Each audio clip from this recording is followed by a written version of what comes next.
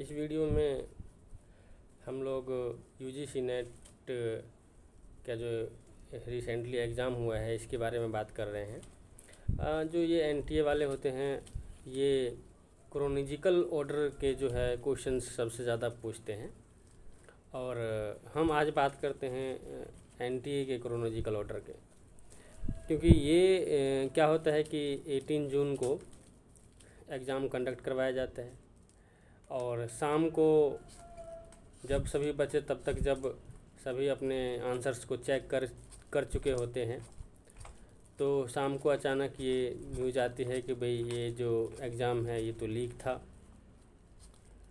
और जल्दबाजी में जो है इस एग्ज़ाम को शाम को ही कैंसिल कर दिया जाता है।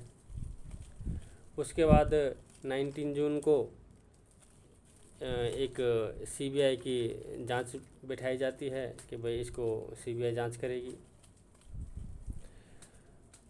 सीबीआई जांच के इंतज़ार उसकी जो रिपोर्ट है उसकी कुछ जानकारी के आने से पहले ही री एग्ज़ाम का डेट अनाउंस कर दिया जाता है। री एग्ज़ाम का जो डेट होता है वो 21 अगस्त से लेकर और 4 सितंबर तक के बीच का डेट अनाउंस कर देते हैं ये लोग। उसके अनाउंस के बाद फिर सीबीआई का एक आर्टिकल आता है, एक रिपोर्ट आती है जिसमें ये कहा जाता है कि भाई ये एग्ज़ाम लीक नहीं था। तो आप देखिए कि किस तरीके के क्रोनोलॉजिकल जो है यहाँ पे चल रहा है।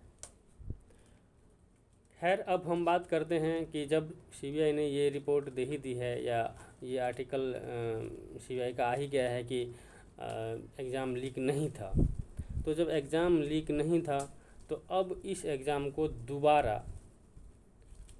कंडक्ट कराना ये इसका कोई आधार या कोई औचित्य या कोई मतलब नहीं बनता है। क्यों नहीं बनता है? क्योंकि देखिए बहुत सारे ऐसे स्टूडेंट्स हैं जो अपने घर परिवार से दूर बाहर 6-6 महीने से साल भर से तैयारी कर रहे हैं। उनकी फाइनेंशियल बैकग्राउंड की समस्या आई होंगी, पता नहीं कितनी मुसीबतों का सामना करके उन्होंने तैयारी किया होगा और अब इस एग्ज़ाम को देने के बाद उनको लगा होगा कि नहीं भाई इस बार हमारा ये एग्ज़ाम जो है निकल जाएगा, क्वालिफाइड हो जाएगा। और अब अगर री एग्ज़ाम लिया जाता है तो हो सकता है कि कई बार किसी भी कारण से वो आधे नंबर से 1 नंबर से रह जाए, तो उनके लिए कितना बड़ा ये सेट बैक होगा। तो सही तो अगर देखा जाए तो सही तो यही है, न्याय तो यही है कि अगर एग्ज़ाम लीक नहीं हुआ है, जैसा कि भारत देश की सर्वश्रेष्ठ एजेंसी सीबीआई कह रही है कि एग्ज़ाम लीक नहीं हुआ है, तो फिर इस एग्ज़ाम को दोबारा कंडक्ट कराने का कोई मतलब नहीं बनता है या कोई आधार नहीं है। दूसरा, ये तो इस बार हम लोगों को पता चला है कि एग्ज़ाम लीक था।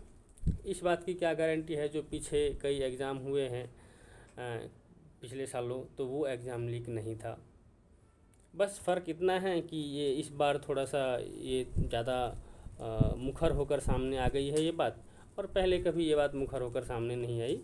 ठीक है, तो इस बात की कोई गारंटी तो है नहीं कि पहले एग्ज़ाम कभी लीक नहीं हुए थे या आगे जो ये एग्ज़ाम लेंगे या अगस्त में ही एग्ज़ाम लेंगे या आने वाले समय में जो एग्ज़ाम लेंगे वो लीक नहीं होगा, इस बात की भी कोई गारंटी नहीं है।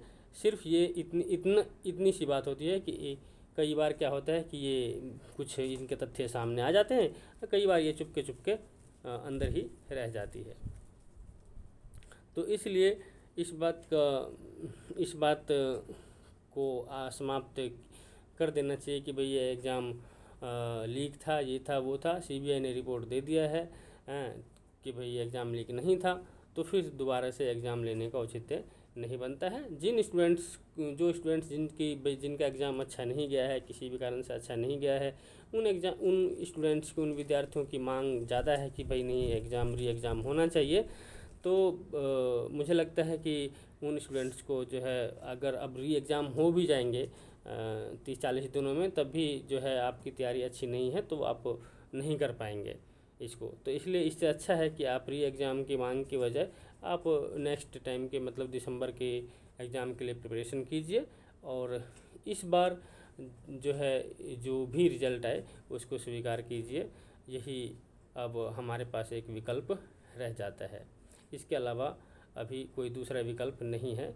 बाकी भाई एनटीए है तो ये कुछ भी कर सकती है। अब एनटीए को पता, एनटीए को वो खुद के तरफ से तो सीबीआई ने उनको क्लीन चिट दे ही दी है, तो वो अपनी पीठ जो है अपनी पीठ थपथपाएंगे कि हमने तो बिल्कुल neat and clean exam conduct करवा लिया था, लेकिन क्योंकि बच्चों के मन में डाउट है तो इसलिए हम जो है इसको दोबारा से करवा लेते हैं। तो इस तरह की मानसिकता भी इनके दिमाग में आ सकती है एनटीए की। लेकिन न्याय ये है कि भाई अगर एग्ज़ाम लीक नहीं है तो रिज़ल्ट दे देना चाहिए। तो मैं अपनी विचारों को यहाँ पे विराम देता हूँ। धन्यवाद। Best of luck.